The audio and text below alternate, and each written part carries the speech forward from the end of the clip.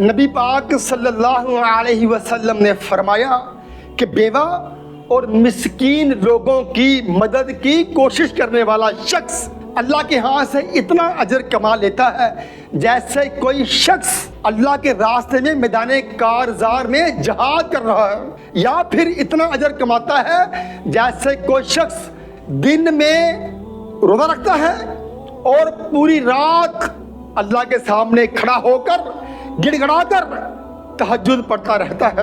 اللہ اکبر!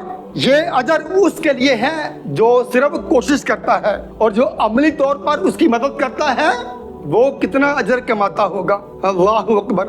اور یاد رکھیں اس کے برعکس آپ دیکھیں ذرا کہ جہاں مسکین اور بیوہ کی مدد کرنے پر اتنا اجر ملتا ہے تو وہاں ایسے درندہ صفت لوگ بھی ہیں کہ جنہیں ان غریبوں اور مسکینوں کی کوئی پرواہ نہیں۔ جب وہ ان کے ساتھ رشتے طے کرتے ہیں نا جی، ان غریبوں کے ساتھ، ان مسکینوں کے ساتھ، ان بے بغان کی بچوں کے ساتھ اپنے بیٹوں کو رشتے طے کرتے ہیں تو ان کو کوئی ترس نہیں آتا۔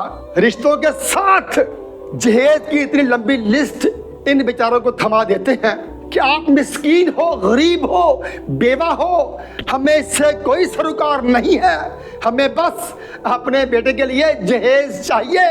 ان ظالموں کی آنکھوں پر لعنت کی ایسی پٹی بندی ہوتی ہے نا، یقین کریں انہیں سوائے مال کے، سوائے جہیز کے ان ظالموں کو کوئی چیز نظر نہیں آتی۔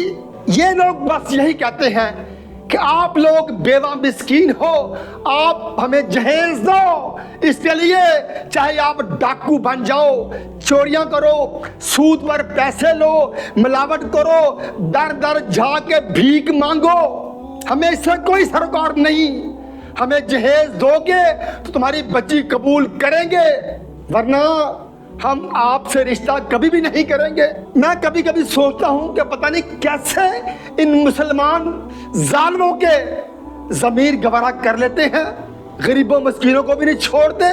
اللہ انہیں ہدایت عطا فرمائے۔